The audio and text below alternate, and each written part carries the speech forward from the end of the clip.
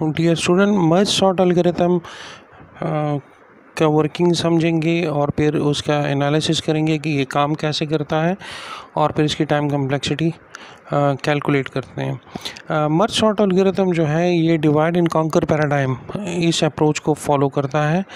ये बड़े प्रॉब्लम को छोटे सब प्रॉब्लम्स में पहले डिवाइड करता है, फिर उन छोटे सब प्रॉब्लम्स को ये सॉल्व करता है और उनका रिज़ल्ट ये आपस में ऐड करता है। अल्टीमेटली आपके पास जो बिगर प्रॉब्लम है उसका रिज़ल्ट आपके पास आ जाता है।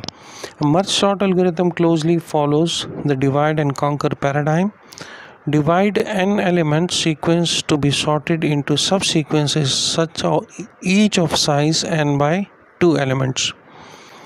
Sort the two subsequences recursively using merge sort. Merge the two sorted subsequences to produce another sorted list. देखें, इसको समझने के लिए एक बहुत ही आसान एग्जांपल है। उस एग्जांपल को देखते हैं, उससे आपको मर्ज सॉर्ट की वर्किंग जो है उसकी समझ आ जाएगी। ये आप देखें, मेरे पास एक अरे गिवन है जिसमें वैल्यूज़ गिवन है 14, 33, 27, 10, 35, 19, 42 एंड 44। मैंने इस अरे को सॉर्ट करना है यूजिंग मर्ज सॉर्ट, जो कि डिवाइड एंड कॉन्कर अप्रोच को फॉलो करता है। तो मर्ज सॉर्ट क्या करेगा, वो इस अरे को दो इक्वल पोर्शंस में डिवाइड करेगा। यहाँ तक 10 तक जो एलिमेंट्स हैं 14, 33, 27 और 10 ये एक साइड पर आ जाएंगे और 35, 19, 42, 44 ये राइट साइड पर आ जाएंगे।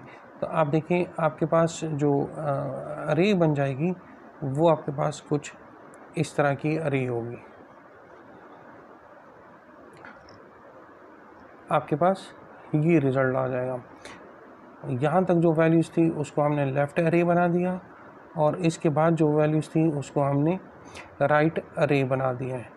अब फर्दर इस लेफ़्ट अरे को वो मज़ीद लेफ़्ट और राइट में बना देगा। 14, 33 एक साइड पर हो जाएंगे, 27 और 10 ये राइट साइड पर आ जाएंगे। इसी तरह 35 और 19 ये लेफ़्ट साइड पर आ जाएंगे और 42, 44 ये आपके पास राइट साइड पर आ जाएंगे।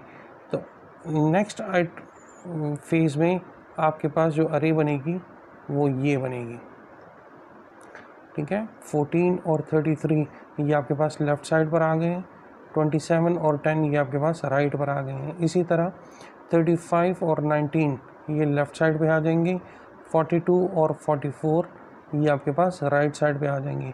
अब इनकी फर्दर मज़ीद डिवीज़न पॉसिबल है, इसमें मज़ीद राइट और लेफ़्ट बन सकते हैं। 14 जो है वो लेफ़्ट बन जाएगा, 33 जो है वो राइट बन जाएगा, सेम 27 लेफ़्ट बन जाएगा, 10 आपके पास राइट बन जाएगा। इसी तरह इन तमाम की डिवीज़न पॉसिबल है। अब देखें, इनिशियली ये था, हमने 2 में डिवाइड किया।